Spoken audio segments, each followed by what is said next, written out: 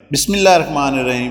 معزز دوستو، السلام علیکم۔ موجودہ دور کے شکوک و شبہات اور اسلام، قرآن اور حدیث معنی سمجھے بغیر حفظ قرآن اور تلاوت کا کیا فائدہ؟ آج کل لوگوں میں پراپوگنڈا کیا گیا ہے کہ قرآن کریم کو طوطا مینا کی طرح رٹنے سے کیا فائدہ، جب تک کہ انسان اس کے معنی اور مطلب نہ سمجھے اور جب تک اس کے مفہوم کا اس کو ادراک نہ ہو۔ یہ تو ایک نسخہ ہدایت ہے، اس کو سمجھ کر انسان پڑھے اور اس پر عمل کرے تو فائدہ حاصل ہوگا۔ اسی طرح بچوں کو قرآن کریم رٹانے سے کیا حاصل؟ الیاذ باللہ۔ یاد رکھیے، یہ شیطان کی طرف سے بہت بڑا دھوکہ اور فریب ہے جو مسلمانوں کے اندر پھیلایا جا رہا ہے۔ حضور اقدس صلی اللہ علیہ وسلم کو جن مقاصد کے لیے بھیجا گیا، قرآن کریم نے ان کو متعدد مقامات پر بیان فرمایا۔ ان مقاصد میں دو چیزوں کو علیحدہ علیحدہ ذکر فرمایا۔ ایک طرف فرمایا یتلو علیہم آیات، اور دوسری طرف فرمایا ویعلم الکتاب والحکمہ، یعنی آپ صلی اللہ علیہ وسلم اس لیے تشریف لائے تاکہ کتاب اللہ کی آیات لوگوں کے سامنے تلاوت کریں۔ لہذا تلاوت کرنا ایک مستقل مقصد ہے اور ایک مستقل نیکی اور اجر کا کام ہے، چاہے سمجھ کر تلاوت کرے یا بے سمجھے تلاوت کرے۔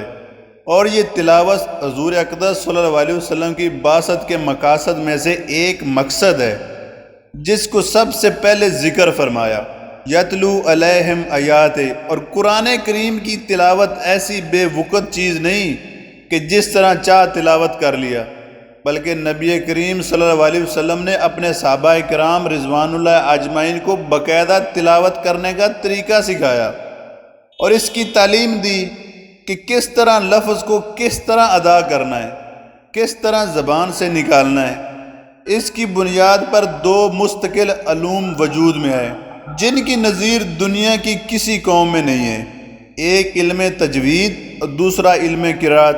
بہرحال تلاوت بذات خود ایک مقصد ہے، اور یہ کہنا کہ بغیر سمجھے صرف الفاظ کو پڑھنے سے کیا حاصل ہے، یہ شیطان کا دھوکہ ہے۔ یاد رکھیے دوستو، جب تک کسی شخص کو قرآن کریم سمجھے بغیر پڑھنا نہ آیا تو وہ شخص دوسری منزل پر قدم رکھ ہی نہیں سکتا۔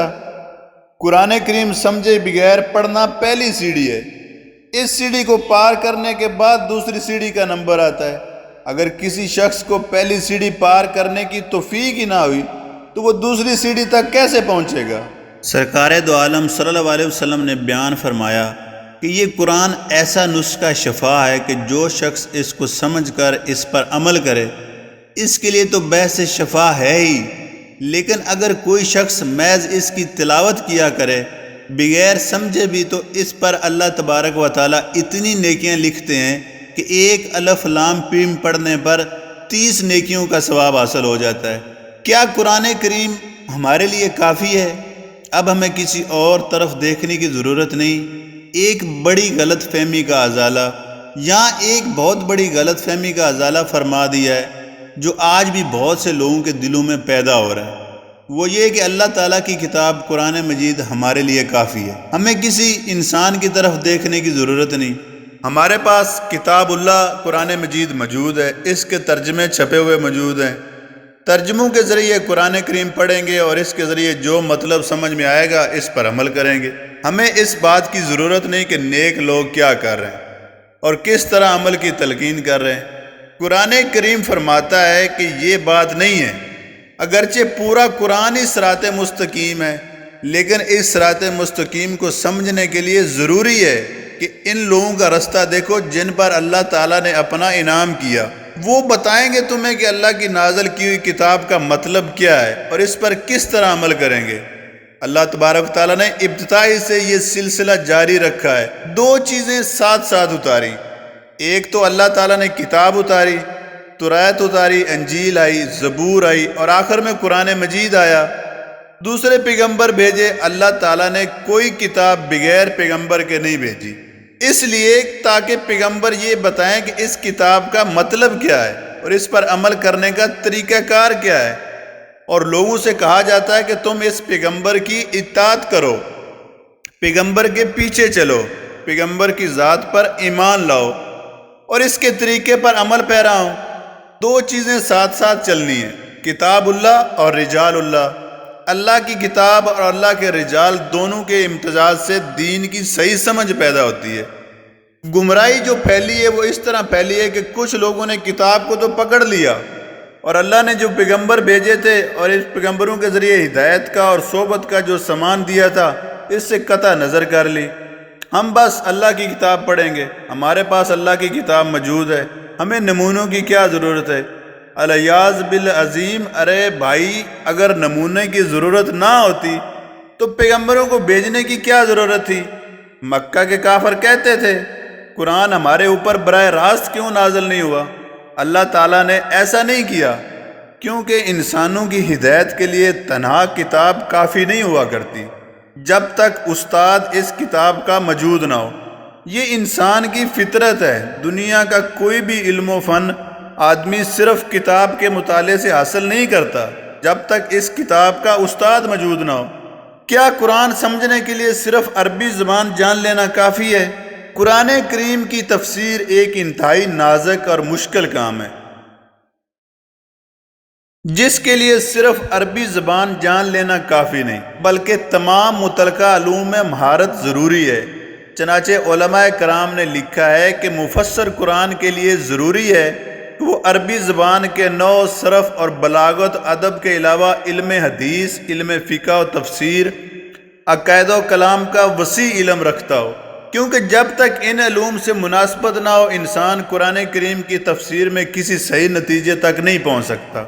افسوس ہے کہ کچھ عرصہ سے مسلمانوں میں یہ خطرناک وبا چل پڑی ہے کہ بہت سے لوگوں نے صرف عربی پڑھ لینے کو تفسیر قرآن سمجھ لیا۔ چنانچہ جو شخص بھی معمولی عربی زبان پڑھ لیتا ہے وہ قرآن کریم کی تفسیر میں رائے زنی شروع کر دیتا ہے، بلکہ بعض اوقات ایسا بھی دیکھا گیا ہے کہ عربی زبان کی نہایت معمولی شد بد رکھنے والے لوگ جنہیں عربی پر مکمل عبور بھی نہیں ہوتا نہ صرف من مانے طریقے پر قرآن کریم کی تفسیر شروع کر دیتے ہیں بلکہ پرانے مفسرین کی غلطیاں نکالنے کے در پہ ہو جاتے ہیں۔ یہاں تک کہ بعض ستم ظریف تو صرف ترجمے کا مطالعہ کر کے اپنے آپ کو قرآن کا عالم سمجھنے لگتے ہیں اور بڑے بڑے مفسرین پر تنقید کرنے سے نہیں چوکتے۔ بھائیو خوب اچھی طرح سمجھ لو کہ یہ انتہائی خطرناک طرز عمل ہے جو دین کے معاملے میں نہایت ملک گمراہی کی طرف لے جاتا ہے۔ دنیاوی علوم و فنون کے بارے میں ہر شخص اس بات کو سمجھ سکتا ہے کہ اگر کوئی شخص محض انگریزی زبان سیکھ کر میڈیکل سائنس کی کتابوں کا مطالعہ کر لے تو دنیا کا کوئی صاحب عقل اسے ڈاکٹر تسلیم نہیں کر سکتا اور نہ اپنی جان اس کے حوالے کر سکتا ہے جب تک کہ اس نے کسی میڈیکل کالج میں باقاعدہ تعلیم و تربیت حاصل نہ کی ہو۔ اس لیے کہ ڈاکٹر بننے کے لیے صرف انگریزی سیکھ لینا کافی نہیں بلکہ باقاعدہ ڈاکٹری کی تعلیم و تربیت حاصل کرنا ضروری ہے۔ اسی طرح کوئی انگریزی داں انجینئرنگ کی کتابوں کا مطالعہ کر کے انجینئر بننا چاہے تو دنیا کا کوئی بھی باخبر انسان اسے انجینئر تسلیم نہیں کر سکتا، اس لیے کہ یہ کام صرف انگریزی زبان سیکھ سے نہیں آتا بلکہ اس کے لیے ماہر اساتذہ کے زیر تربیت رہ کر ان سے باقاعدہ اس فن کو سیکھنا ضروری ہے۔ جب ڈاکٹر اور انجینئر بننے کے لیے یہ کڑی شرائط ضروری ہیں تو آخر قرآن و حدیث کے معاملے میں صرف عربی زبان سیکھ لینا کافی کیسے ہو سکتا ہے؟ زندگی کے ہر شعبے میں ہر شخص اس اصول کو جانتا اور اس پر عمل کرتا ہے کہ ہر علم و فن کے سیکھنے کا ایک خاص طریقہ اور اس کی مخصوص شرائط ہوتی ہیں جنہیں پورا کیے بغیر اس علم و فن میں اس کی رائے معتبر نہیں ہو سمجھی جاتی۔ تو آخر قرآن و سنت اپنے لاوارث کیسے ہو سکتے ہیں کہ ان کی تشریح تفسیر کے لیے کسی علم و فن کے حاصل کرنے کی ضرورت نہ ہو اور اس کے معاملے میں جو شخص چاہے اپنی رائے دینی شروع کر دے؟ اللہ تعالیٰ نے خود فرمایا ہے کہ ہم نے قرآن کو آسان بنایا ہے، پھر علماء اسے مشکل کیوں کہتے ہیں؟ بعض لوگ کہتے ہیں کہ قرآن کریم نے خود ارشاد فرمایا ہے اور بلا شبہ ہم نے قرآن کریم کو نصیحت حاصل کرنے کے لیے آسان کر دیا، اور جب قرآن کریم ایک آسان کتاب ہے تو اس کی تشریح کے لیے کسی لمبے چوڑے علم و فن کی ضرورت نہیں۔ لیکن یہ استدلال ایک شدید مغالطہ ہے جو خود کم فہمی پر مبنی ہے۔ واقعہ یہ ہے کہ قرآن کریم کی آیات دو قسم کی ہیں۔ ایک تو وہ آیات ہیں جن میں عام نصیحت کی باتیں، سبق آموز واقعات اور عبرت و موعظت کے مضامین بیان کیے گئے ہیں، مثلا دنیا کی ناپائیداری، جنت دوزخ کے حالات، خوف خدا اور فکر آخرت پیدا کرنے والی باتیں اور زندگی کے دوسرے سیدھے سادے حقائق۔ اس قسم کی آیتیں بلا شبہ آسان ہیں، اور جو شخص عربی زبان سے واقف ہو وہ انہیں سمجھ کر نصیحت حاصل کر سکتا ہے۔ مذکورہ بالا آیات میں اس قسم کی تعلیمات کے بارے میں یہ کہا گیا ہے کہ ان کو ہم نے آسان کر دیا، چنانچہ خود اس آیت میں لفظ نصیحت کے واسطے اس پر دلالت کر رہا ہے۔ نمبر 2، اس کے برخلاف دوسری قسم کی آیتیں وہ ہیں جو احکام و قوانین، عقائد اور علمی مضامین پر مشتمل ہیں۔ اس قسم کی آیتوں کا کما حقہ سمجھنا اور ان سے احکام و مسائل حاصل کرنا ہر شخص کا کام نہیں، جب تک اسلامی علوم میں بصیرت اور پختگی حاصل نہ ہو۔ یہی وجہ ہے کہ صحابہ کرام رضوان اللہ اجمعین کی مادری زبان اگرچہ عربی تھی اور عربی سمجھنے کے لیے انہیں کہیں تعلیم حاصل کرنے کی ضرورت نہیں تھی، لیکن وہ حضرت صلی اللہ علیہ وسلم سے قرآن کریم کی تعلیم حاصل کرنے میں طویل مدت صرف کرتے تھے۔ علامہ سیوطی رحمۃ اللہ علیہ اور امام عبد الرحمن سلمہ رحمۃ اللہ علیہ سے نقل ہے کہ جن حضرات نے حضور اکرم صلی اللہ علیہ وسلم سے قرآن کریم کی باقاعدہ تعلیم حاصل کی، مثلا حضرت عثمان بن عفان رضی اللہ تعالیٰ عنہ اور عبداللہ بن مسعود رضی اللہ تعالیٰ، انہوں نے ہمیں بتایا کہ جب وہ حضرت صلی اللہ علیہ وسلم سے قرآن کریم کی 10 آیات سیکھتے تو اس وقت تک آگے نہیں بڑھتے تھے جب تک ان آیتوں کے متعلق تمام علمی اور عملی باتوں کا احاطہ نہ کر لیں۔ وہ فرماتے ہیں کہ ہم نے قرآن اور علم و عمل ساتھ ساتھ سیکھے۔ چنانچہ موطا امام مالک میں روایت ہے کہ حضرت عبداللہ بن عمر رضی اللہ تعالیٰ نے صرف سورہ بقرہ یاد کرنے میں پورے 8 سال صرف کیے، اور مسند احمد میں حضرت انس رضی اللہ تعالیٰ عنہ فرماتے ہیں کہ ہم میں سے جو شخص سورہ بقرہ اور سورہ آل عمران پڑھ لیتا، ہماری نگاہوں میں اس کا مرتبہ بہت بلند ہو جاتا تھا۔ غور کرنے کی بات ہے میرے دوستو کہ یہ حضرات صحابہ رضی اللہ تعالیٰ عنہ جن کی مادری زبان عربی تھی، جو عربی کے شعر و ادب میں مہارت رکھتے تھے اور جن کو لمبے لمبے قصیدے معمولی توجہ سے ازبر ہو جایا کرتے تھے، انہیں قرآن کریم کو یاد کرنے اور اس کے معنی سمجھنے کے لیے اتنی طویل مدت کی کیا ضرورت تھی کہ 8 سال صرف ایک سورت پڑھنے میں خرچ ہو جائیں؟ اس کی وجہ صرف یہ تھی کہ قرآن کریم اور اس کے علوم کو سیکھنے کے لیے صرف عربی زبان کی مہارت کافی نہیں تھی، بلکہ اس کے لیے حضرت صلی اللہ علیہ وسلم کی صحبت اور تعلیم سے فائدہ اٹھانا ضروری تھا۔ اب ظاہر ہے کہ جب صحابہ کرام رضوان اللہ اجمعین کو عربی زبان کی مہارت اور نزول وحی کا براہ راست مشاہدہ کرنے کے باوجود عالم قرآن بننے کے لیے باقاعدہ حضور سے تعلیم حاصل کرنے کی ضرورت تھی، تو نزول قرآن کے سینکڑوں سال بعد عربی کی معمولی شدبد پیدا کر کے یہ صرف ترجمے دے کر مفسر قرآن بننے کا دعویٰ کرنا کتنی بڑی جسارت اور علم و دین کے ساتھ کیا افسوسناک مذاق ہے۔ ایسے لوگوں کو جو اس جسارت کا ارتکاب کرتے ہیں، سرکار دو عالم صلی اللہ علیہ وسلم کا یہ ارشاد اچھی طرح یاد رکھنا چاہیے کہ جو شخص قرآن کے معاملے میں علم کے بغیر بات کہے تو وہ اپنا ٹھکانہ جہنم میں بنا لے۔ استغفار۔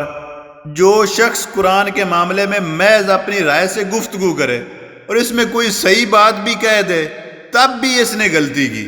قرآن کریم کی تفسیر و تشریح پر صرف علماء کرام ہی کی اجاداری کیوں ہے؟